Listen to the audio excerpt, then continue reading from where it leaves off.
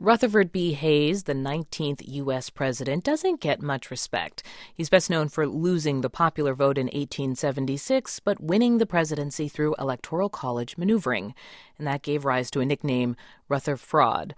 But there's one place where Hayes is a historical heavyweight, in the South American nation of Paraguay. John Otis went there and sent this story.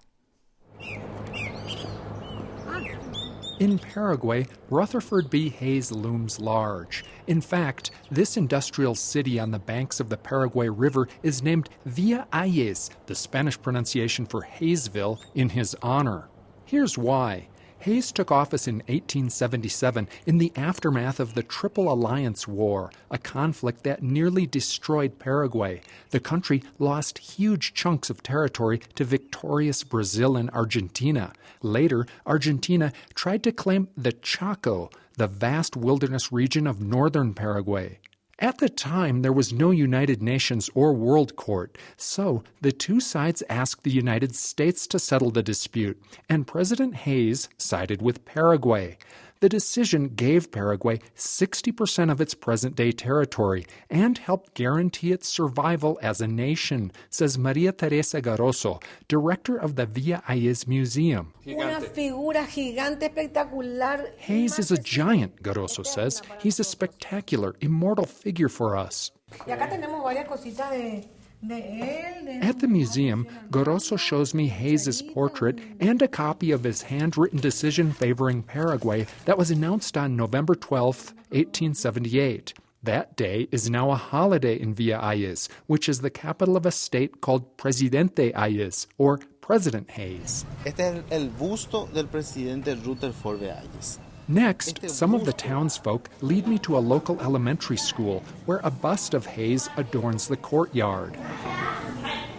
There's also a Paraguayan soccer team named after Hayes, while a postage stamp bears his likeness. Hayes is such a big deal that people here find it a little disappointing that most Americans are clueless about him. Los propios americanos saben muy poco de Rutherford B. Hayes. Ricardo Núñez is the mayor of Villa Hayes. He recalls a recent trip to Washington, D.C., where he asked people what they knew about his city's namesake. What did they tell you? They say, who? Hayes? Who is Hayes? Mayor Núñez is even more surprised when I tell him about Hayes' derogatory nickname. Rutherford. Rutherford, wow. Oof. Amazing. After his controversial election in 1876, Hayes served just one term and usually comes in slightly below average in rankings of U.S. presidents. He and First Lady Lucy Hayes are best remembered for the changes they brought to the White House, says Nan Card of the Hayes Presidential Center in Fremont, Ohio. He was the first president to have a telephone in the White House. They banned liquor from the White House, and they began the Easter egg roll. Although Hayes' territorial decision was crucial for Paraguay, the issue occupied very little of his time, says Card. We've looked at his diary, his letters, and there are some Paraguayan books in his collection, but I think he probably depended pretty much on the Secretary of State and people on the ground there, and then he made the final decision then. Nosotros somos Paraguay por él. Por él.